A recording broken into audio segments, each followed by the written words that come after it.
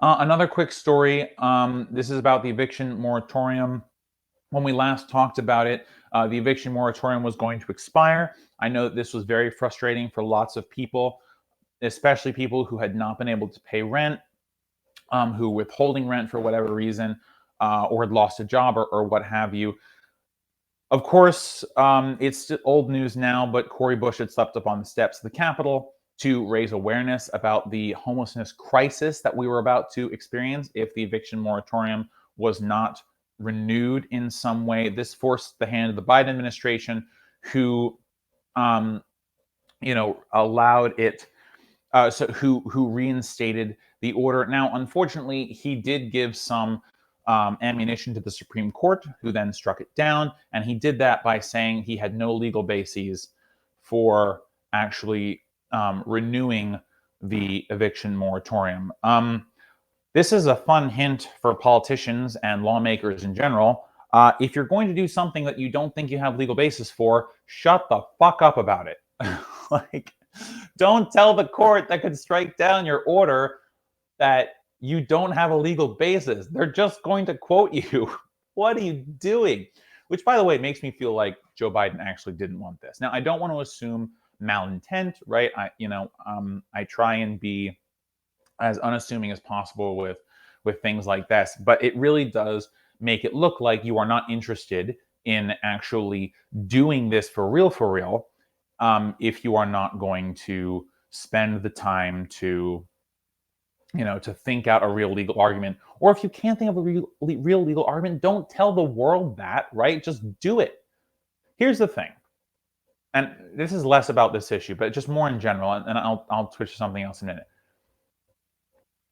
The Constitution is an incredibly vague document, except for in some very particular areas. If you want to do something in this country, a good policy, a bad policy, whatever, if you're right winger, maybe don't listen to this part.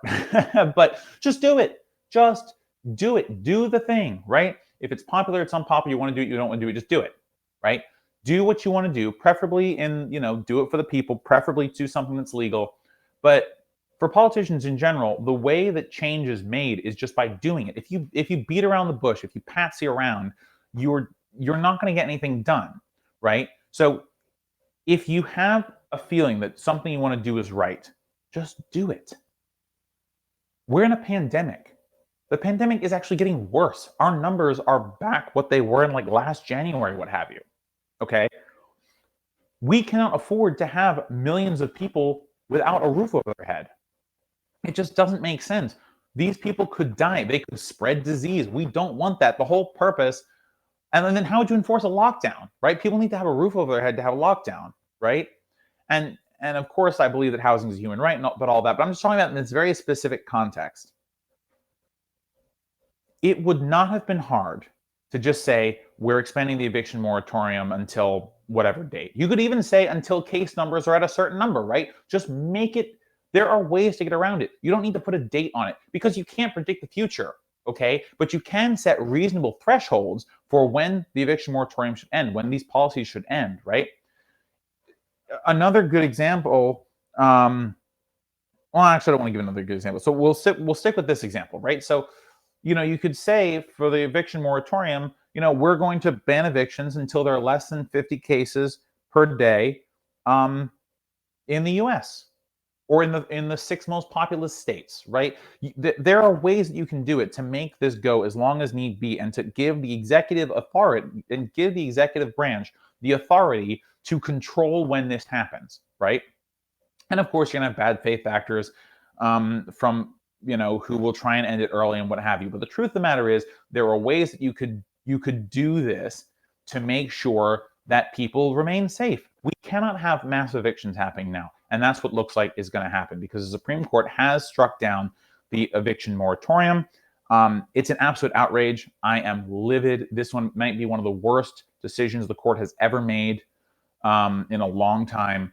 And so, we just need to keep organizing and keep pushing our elected representatives to put this back in. People need to have a roof over their heads right now. I mean, they need to have a roof over their heads always, but especially in a pandemic. This isn't rocket science, guys. Come on.